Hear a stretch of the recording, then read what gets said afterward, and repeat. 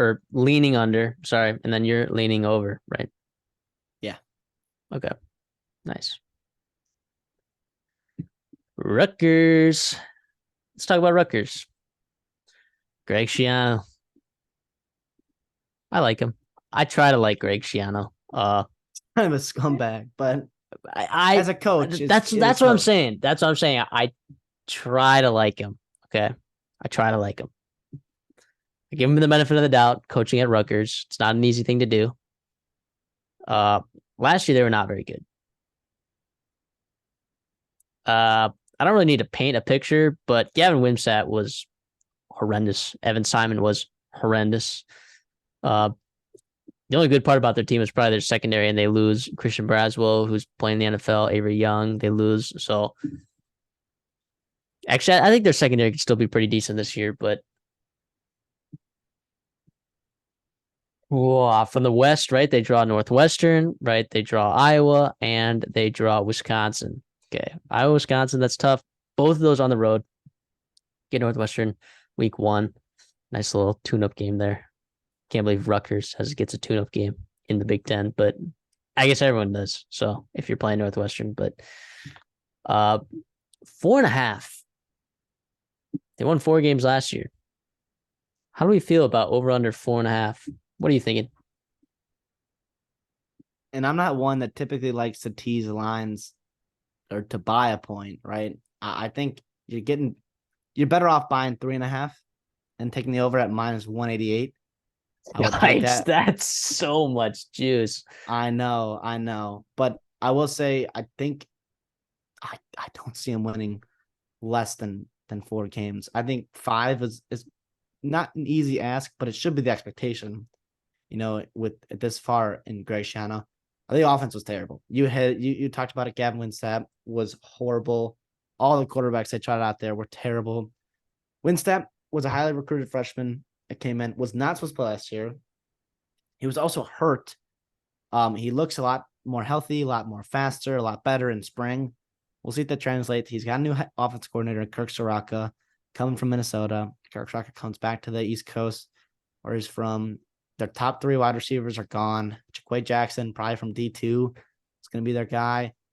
He had some nice offers. That was a big time win for them. Do you like everybody else? Nazim Brantley from Western Illinois, maybe number 2. Chris Long, see the 3 spot there. The problem is you got 2 guys that have never played FBS football that are your top 2 wide receivers. You got a new O-line coach, which should be better, but who knows? You lost Willie Tyler to Louisville. Not a lot of proven depth. The unit definitely improved as spring went on, as these guys are developing, playing better with the new O-line coach, but they need their starters to stay healthy. They do not have much depth behind them. And then Aaron Young and Samuel Brown are pretty good running backs there for them. Yeah, I don't know. To be honest, 4.5. We did this back when it was at 3.5. I would have taken the over for sure. To me, this is a push. If you're gonna make me stick at 4.5, I'm not gonna touch that. But yeah, I think the schedule's kind of not bad. I don't know. I like the draw they get. Virginia Tech, good for Virginia Tech for scheduling multiple Big Ten schools, and Purdue and Rutgers. We talked about back to back here, but we'll see. We'll see how they can do. They've recruited well actually this offseason. It won't help them for the school year, but they got some talent, getting there on that team. And he obviously, Greg Schiano's calling card is his defense. Is always going to be a strength there. It should be good for him again this year. Yeah, I do want to. I don't lean in any direction. I think 4.5 is a good line, mostly because of the schedule, right? I mean, you get Northwestern, Temple, Virginia Tech's winnable, Wagner, Indiana's winnable, right? So you get a lot of winnable games there for Rutgers. Even Maryland, week 13. Who knows with Maryland? Who knows? But I was very turned off when I watched the spring game. Okay, I get it. Okay, I'm gonna hear people in the comments or whatever talking. They had bad weather. Did you not know that? Did you not watch the game? Yes, I did watch that. All right, looked like it was pretty windy. It was raining a little bit. Not super hard, but it was a little bit. The quarterbacks looked horrendous. They were terrible. Okay. And that actually was not the worst part of the spring game because when I was watching, how about this?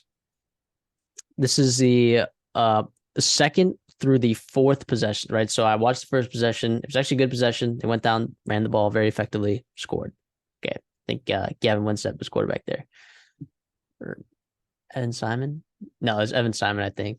Whoever it was, they led down, they scored a touchdown, whatever, awesome. The second, third, and fourth possessions ended like this. 3rd and 14, 5-yard hitch. 3rd and 8, 5-yard hitch. 3rd and 5, roll out, throw to the flat. That's Kirk Soraka for That's you. Kurt Soraka for you. That is Kurt Soraka for you in a nutshell. And I'm like, well, there it is. I can no longer bet the over because of that. I do like Pat Flaherty. They bring in their offensive line coach, D coordinator. I hope I say this tonight. Harasmiak. He was a Broyles Award nominee last year. You know that? No. So the Big Ten where everyone gets like a certain number of nominees based on how many teams you get or whatever. That could be how they do it. I don't know. So the Big Ten had like 8 or 10 nominees. He was one of them. I didn't know that 31 points per game gets you a nominee as a Broyles Award. Not finalist, but I guess semifinalist. I don't know. I didn't know that a red zone percentage allowing 95% of teams to score in your red zone when you get there. I didn't know that was worthy of a Broyles Award nomination right there. I don't know. And you know why this defense was actually so good? It was Corsack. It was their punter. Booming balls. He boomed balls. Now their offense didn't give this defense any favors, but this offense or this defense actually does have some pieces that I do like a little bit, right? I mean, I really like Aaron Lewis a lot. I think he's an actual Big Ten defensive end edge rusher. I think he's a legit player, right? Max Melton, I think he's good. He's Bo Melton's brother. Rutgers fans, I guess, will know who he is. NFL draft maniacs will know who that is. He was a receiver a couple of years back for Rutgers. I don't know. It's hard for me to see. It's really hard for me to see a bowl game, right? But I can see 5 wins. I can also see 4 wins. But I can also see 3 wins. So I don't know. I don't know. I don't know. Really hard to erase what I saw from that spring game. Not just Gavin Wimsatt. It was like, come on, Kirk. Come on, Kirk. Cam Kirk, Yeah. do your incredibly, supposedly talented quarterback. Do him some favors. And it seems like they did not do that. It seems like they did not do that. I know their defensive numbers didn't look good, but their personnel was pretty good, and they were put in bad spots, like you said, with the offense. Did them no favors. I'm just banking on the offense getting just a little bit better. Instead of being 128th in points per game, 130th in total yards, like we talked about with Iowa, just be top 80, be top 90 with Rutgers, a little bit lower expectation. But if you can do that and help your defense out, steal some possessions here and there with some first downs, give your defense a break, flip the field, whatever. I think they got a chance to improve on that 4-8 record. But I wouldn't bet the over there for sure. 3.5 though. I love the over. I love it. Minus 188. Ooh. I can't reasonably take something at minus 188, but I think my limit. See, I'm not gonna let like a book hold my money for the entire season if I'm only getting paid out minus 160, right? So that's tough for me to commit to. But I guess I get it. Free money.